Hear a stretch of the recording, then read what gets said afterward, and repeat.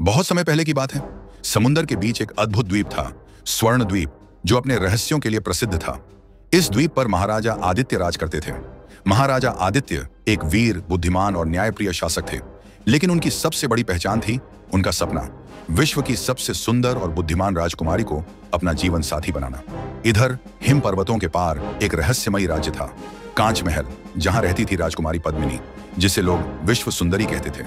उसकी सुंदरता के साथ साथ उसकी समझदारी और साहस की भी मिसाल दी जाती थी। लेकिन राजकुमारी पद्मिनी का एक राज था।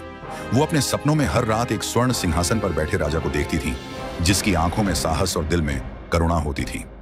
एक दिन स्वर्ण द्वीप के गुप्त पुस्तकालय में महाराजा आदित्य को एक प्राचीन किताब मिली, जिसमें लिखा था, जिस दिन स्वर्ण सिंहासन पर बैठा राजा हिम पर्वत की सबसे ऊंची चोटी पर सूर्यास्त देखेगा, उसी दिन उसकी मुलाकात विश्व सुंदरी से होगी।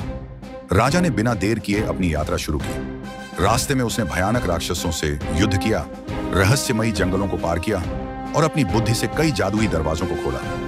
दूसरी ओर राजकुमारी पद्मिनी को भी एक सपना आया कि कोई वीर राजा उसकी ओर बढ़ रहा है और अब उसे भी अपने राज्य की सीमाएं पार करनी होंगी। जब राजा आदित्य हिम पर्वत की सबसे ऊंची चोटी पर पहुंचा, ठीक सूर्यास्त के समय सामने से आती एक तेज रोशनी में उसे पद्मिनी दिखाई दी, जैसे दोनों का भाग्य एक दूसरे को बुला रहा हो। बिना एक शब्द कहे उनकी आंखें सब कुछ कह गईं। तभी अचानक धरती कांपने लगी। स्वर्ण द्वीप का सबसे बड़ा शत्रु कालद्राक्ष वहां पहुंच गया था, लेकिन अब राजा अकेला नहीं था।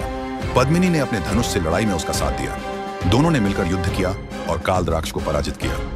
उस दिन दो राज्य नहीं, दो आत्माएं एक हुई। स्वर्ण द्वीप और कांच महल का संगम हुआ और राजा आदित्य और राजकुमारी पद्मिनी की प्रेम कथा युगों युगों तक सुनाई जाने वाली कहानी बन गई।